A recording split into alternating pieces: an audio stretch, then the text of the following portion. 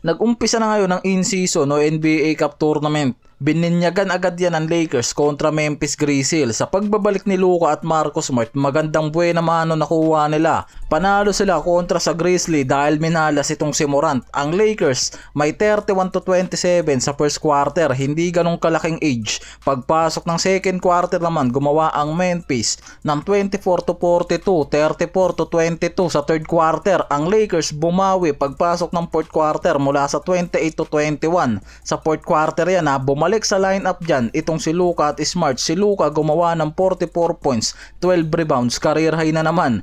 Magandang kondisyon kahit may injury concern yan, lumabas pa rin yung high level output niyan sa opensa. Meron pang 14-27 field goal at may 51% yan. 40% naman sa threes at 76% sa free throw.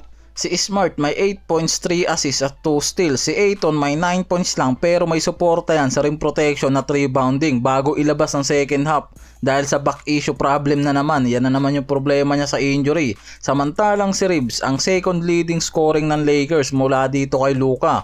May 21 points yan, consistent na offensive support yan sa laban na yan. Hindi rin naman bumababa mula sa 20 points ang average niyan. Pero hindi din ganun kalaki yung naging offensive output niyan since na may Luka na ngayon sa kanila. Nagsimula ang Grizzlies sa mabilis na 5-0 run ng first quarter. Nakuha nila dyan ang momentum hanggang matapos ang first half. Ang Memphis gumawa ng 41-39 na field goal. Samantalang ang Lakers merong 39-76 field.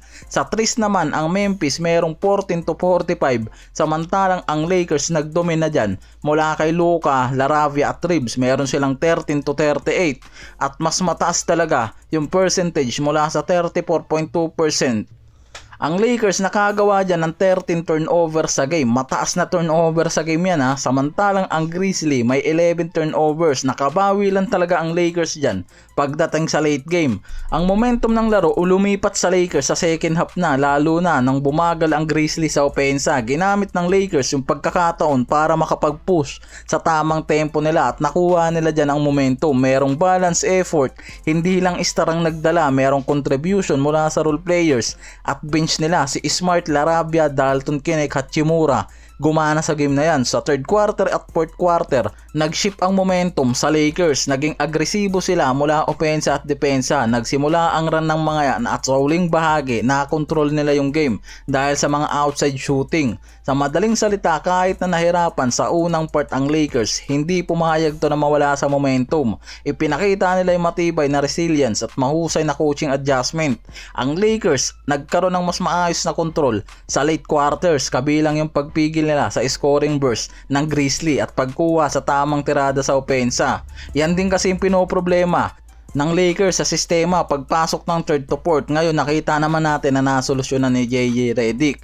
Si Smart at iba pang role player ang nagbigay ng hustling at defensive plays na nakatulong makabawi sa Lakers. Sa report ng player grades, binanggit na si Luka nagkaroon ng ilang turnovers habang getting to rush off pa rin. Pero overall nakontrol niya ang laro, kaya ang Lakers na natiling undefeated ngayon on the road game.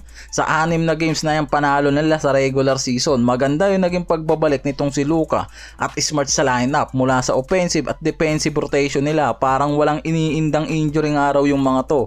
Hindi rin gaano binawasan yung playing time ng mga to, kaya maganda pa rin ang naging takbo ng laro nila at mataas pa rin yung naging contribution nitong si Luka at kahit si Reeves, lalo na offensive output. Ang Lakers sa susunod na laban nila dyan, makakatapat naman nila ang Miami Heat November 3 mga pare koy. Yan naman ang susunod nating aabangan dyan.